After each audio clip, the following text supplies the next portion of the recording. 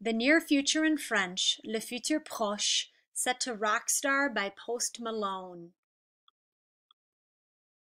I can speak in the near future just like a rock star. Form of aller plus infinitive, that's how. Ne pas in the negative round the form of aller.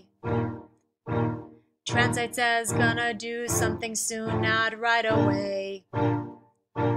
I can speak in the near future just like a rock star. I can speak in the near future just like a rock star. The formula to form the near future in French is the subject or person plus a form of the verb aller plus an infinitive ending in er, re, or ir. Put the ne pas around the form of aller.